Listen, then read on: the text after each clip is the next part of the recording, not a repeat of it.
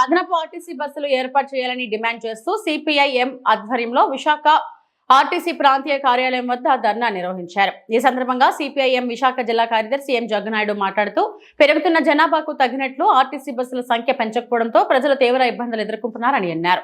పేదలు, ఉద్యోగులు, విద్యార్థులు, మహిళలు, వృద్ధులు, వికలాంగులు రవాణా సమస్యలతో బాధపడుతున్నారని తెలిపారు. విశాఖ జిల్లాకు కనీసం 1760 అదనపు బస్సులను అవసరమని పేర్కొంటూ ఆర్టీసీ రీజనల్ మేనేజర్ కు వినతి పత్రాన్ని సమర్పించారు. సంఖ్యలో లేకపోవడం వల్ల ప్రయాణికులు తీవ్ర ఇబ్బంది పడుతున్నారు. మహిళలు, పురుషులు, వికలాంగులు, పిల్లలు, సీనియర్ సిటిజన్లు ఇలా అనేక ప్రయాణికులు కూడా బస్సులు పూర్తిగా లేకపోవడం వల్ల చాలా ఇబ్బంది పడుతున్నారు. విద్యార్థులు సకాలంలో కాలేజీలకి విద్యార్థులు వెళ్ళలేకపోతున్నారు. డ్యూటీలకు వెళ్ళే వాళ్ళు సకాలంలో డ్యూటీలకు వెళ్ళలేకపోతున్నారు. దీనికి ప్రధాన కారణం రాష్ట్ర ప్రభుత్వం విశాఖ జనాభాకు తగ్గట్టు ఆర్టీసీ బస్సులు ఏర్పాటు చేయలేదు.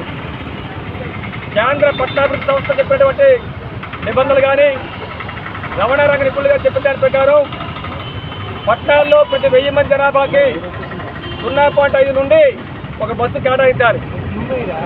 ఆ విధంగా విశాఖ జిల్లాకి దాదాపు 2500 బస్సులు ప్రభుత్వం ఏర్పాటు చేయాలి.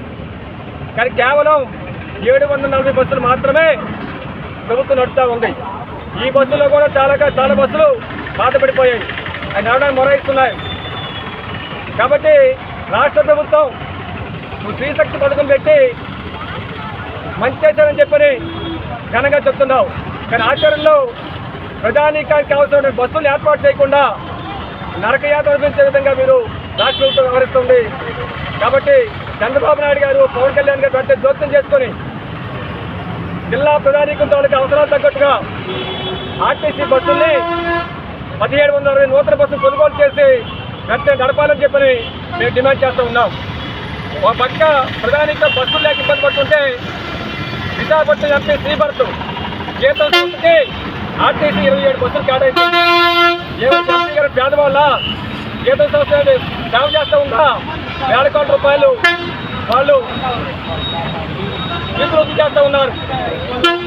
బస్సు కొనుక్కోలేరా? ప్రభుత్వం వాళ్ళ బస్సులు కేటాయిస్తుంది. బస్సు తీసుకోవడం తప్పు, ప్రభుత్వం కేటాయించడం తప్పు. కాబట్టి జీతం సంస్థ కానీ ఇతర ప్రైవేట్ సంస్థలు ఏదైతే ఆర్టీసీ బస్సులు ఇచ్చారో ఆ బస్సులు వెంటనే తీసుకొని ప్రభుత్వం కోసం నడపాలని చెప్పని సిపిఎం పార్టీగా మేము డిమాండ్ చేస్తూ ఉన్నాం.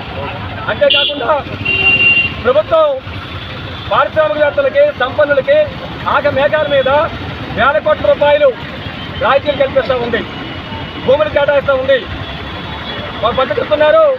మేము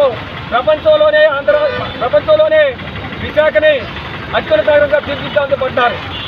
కనీసం మహిళలకి, ప్రజలకి రవాణా సౌకర్యం సకాలంలో కల్పించలేదు. ఎలా అభివృద్ధి చేస్తున్నాం. కానీ చెప్తున్న దానికి చేస్తున్న దానికి పూర్తి వృత్తిగా ఉంది. ఒక సాగుతుందండి, కాంపౌండ్ ఇచ్చి పడిపోతా ఉండండి, అలా ఉన్న పరిస్థితి రోజు. కాబట్టి ప్రభుత్వం వెంటనే జోక్యం చేసుకొని 1760 బస్సులు ఏర్పాటు చేయాలి. కండక్టర్లు, డ్రైవర్లు, సిబ్బంది సంఖ్యను పెంచాలి. అన్ని బస్ స్టాపుల్లో కూడా బస్సులు ఆగే విధంగా చర్యలు చేపట్టాలి. అదేవిధంగా విద్యార్థులకి, ప్రయాణికులకి డ్యూటీలకు ఇబ్బంది రాకుండా అవసరం చర్యలు చేపట్టాలి. రాత్రి రోజు కూడా బస్సులు లేక ఇబ్బంది పడుతూ ఉన్నాం. కాబట్టి రాత్రి బస్సులు ఏర్పాటు చర్యలు చేపట్టాలి. ఏ ప్రాంతానికి బస్సులు లేవు, నిలిచిపోయాయో ఆ ప్రాంతానికి బస్సులు విధంగా చర్యలు చేపట్టమని చెప్పని ఈరోజు రాష్ట్ర ప్రభుత్వం డిమాండ్ చేస్తున్నాం. దేని పక్షంలో ఆందోళన ఉద్యోగం చేయకపోతుందని చెప్పని మీ ద్వారా హెచ్చరిస్తూ ఉన్నాం.